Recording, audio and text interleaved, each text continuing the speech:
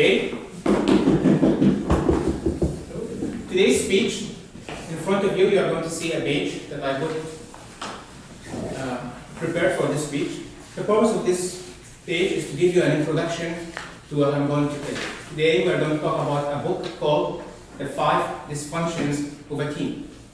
So let's take this page and read it, giving you the background. Do you have any more?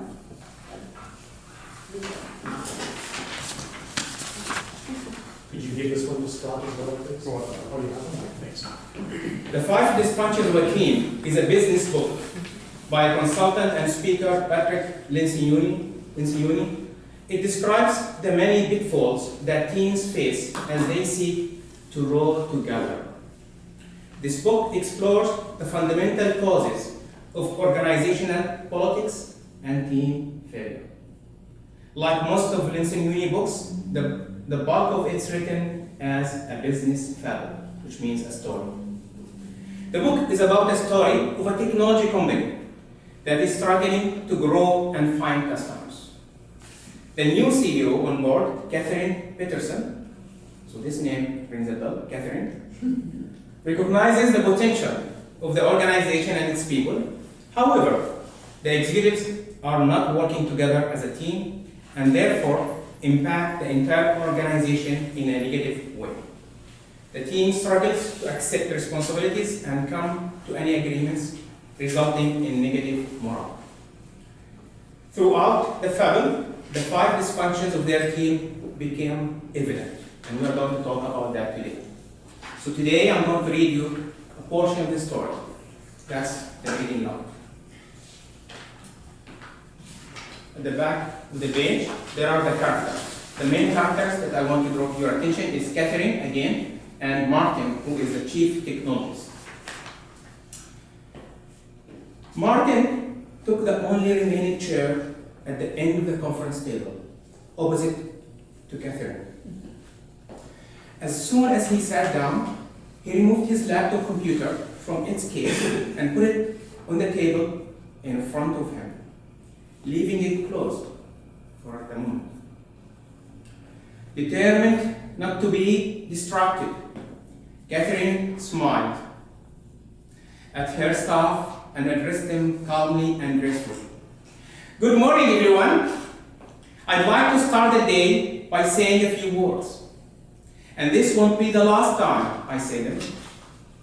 No one knew just how serious Catherine was about the remarks. We have a more experienced and talented executive team than any of our competitors. We have more cash than they do. Thanks to Martin and his team, we have better core technology. And we have a more powerful board of directors. Yet in spite of all that, we are behind 2 of our competitors in terms of both revenue and customer growth. Can anyone here tell me why that is? Silence. Catherine continued, still as warmly as when she started. After interviewing with every member of our board and spending time with each of you, and then talking to most of our employees, it's very clear to me what our problem is. She paused before completing the thought. We are not functional as a team. In fact, we are quite dysfunctional. A few of the staff members shook glance towards Jeff to see how he would react. He seemed fine, but Catherine picked up on the tension. I'm not saying this to call out Jeff or anyone else in particular. It's just a fact, one that we are going to begin addressing over these next 2 days. And yes, I know how ridiculous and unbelievable it feels for you to be out of the office for so many days this month, but by the end of it all, everyone who is still here will understand why this is so important. The last comment got everyone's attention. That's right. I I want to say right up front that Decision Tech is going to experience some changes during the next few months, and it's very possible that some of us here won't find the new company to be the kind of place where we want to be. That isn't a threat or dramatic device, and I don't have anyone in particular in mind. It's just a realistic probability. And it's nothing to be in denial about. All of us are realistic. All of us are imminently employable. And it wouldn't be the end of the world for anyone to leave if that is the right thing for the company and the team. Catherine stood and went to the whiteboard, careful not to come across as arrogant or condescending. Let me assure those of you who might be wondering about all of this, that everything we are going to be doing is about one thing only. One thing only, making this company succeed. That's all. We are not going to be catching each other falling out of trees. A few of her staff members chuckled. And we won't be holding hands, singing songs, or getting milked. Even Martin managed a smile while the others laughed out loud. I want to assure you that there is only one reason that we are here at this offsite and at the company: to achieve results. This is, in my opinion, is the only true measure of a team, and it will be the focus of everything we do today and as long as I'm here. It is my expectation that next year and the year after that, we will be able to look back on revenue growth, profitability, customer retention, and satisfaction. And if the market is right for it, maybe even an IPO. But I can promise you that none of that will happen if we do not address the issues that are preventing us from acting like a team. Catherine paused to let everyone digest the simplicity of her message, and then continued. So, how do we go about this? Over the years, I've come to the conclusions that there are 5 reasons why teams are dysfunctional. She then drew a triangle on the whiteboard, divided by 4 horizontal lines, creating 5 separate sections. Catherine turned back to the group. Over the course of the next 2 days, we are going to be filling in this model and dealing with each issue one at a time. And you will notice immediately that none of this is rocket science. In fact, it will seem remarkably simple on paper. The trick is putting it into practice. Right now, I'd like to start with the first dysfunction: absence of trust. She turned and wrote the phrase at the bottom of the triangle. The staff members read the words silently, and most of them frowned, as if to say, "Is that all you've got?" Catherine was used to this and continued. Trust is the foundation of real teamwork. And so the first dysfunction is a failure on the part of team members to understand and open up to one another. And if that sounds touchy-feely, let me explain, because there is nothing soft about it. It's an absolute critical part of building a team. In fact, it's probably the most critical.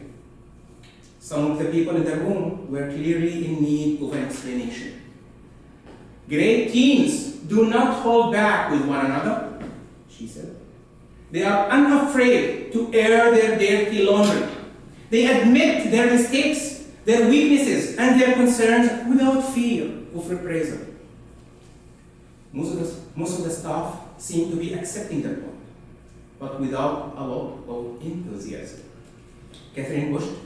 The fact is, if we don't trust one another, and it seems to me that we do not, then we cannot be the kind of team that ultimately achieve results. And so that is where we are going to focus first.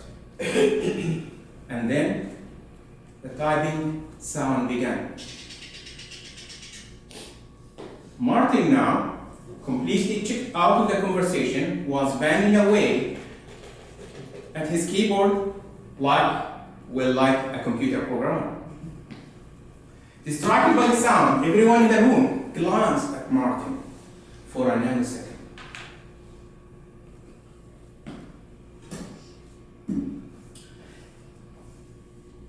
And that was enough to kill whatever momentum the conversation had generated.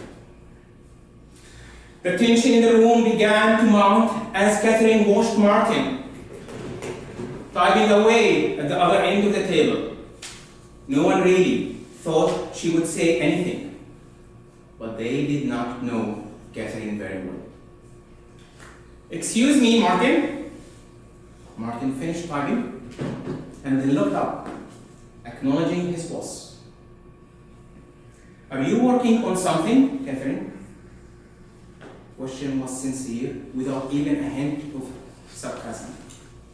The room froze, waiting anxiously for the answer to the question they had been wanting to ask for the past 2 years. Martin seemed as though he wasn't going to respond at all, then said, "I'm taking notes, actually," and continued typing. Catherine remained calm and continued to speak in a measured tone. "I think this is a good time to talk about ground rules for the offsite and for our meetings going forward." Martin looked up from his computer, and Catherine continued, directing her comments to the entire group. "I don't have a lot of rules when it comes to meetings, but there are a few that I'm stickler about." Everyone waited for her to begin. "Basically, I want you all to do 2 things. Be present and participate. That means everyone needs to be fully engaged in whatever we are talking about." Even Martin, and you went to pull back a little. He asked a question, but in a slightly conciliatory tone that the group was not accustomed to hearing from the chief scientist. "What about when the conversation is not relevant to everyone? Sometimes it seems that we talk about issues that would best be handled offline, one-on-one." "That's a good point." Catherine was reeling Martin in now. "If there is ever a time when that happens, when we think that we are wasting the group's time by dealing with issues that should be dealt with outside the meeting, then everyone here should feel free to speak up." Martin seemed pleased that she had agreed with him.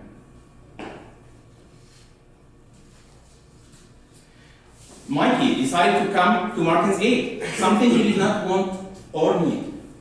"Catherine, with all due respect, you haven't worked within the high-tech culture, and this is pretty common in software companies. I mean, maybe not in the automotive world, but..." Catherine interrupted politely. "Actually, this is more common in the automotive world. I had the same issue there. It's more of a behavioral issue than a technological issue."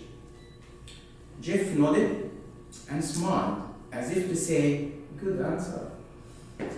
And with that, Martin closed his laptop, put it in his computer case. More than one of the staff members looked at Catherine, as if she had just talked a bank robber into handing over his gun. If only the rest of the day would be so easy. Mr. Toastmaster.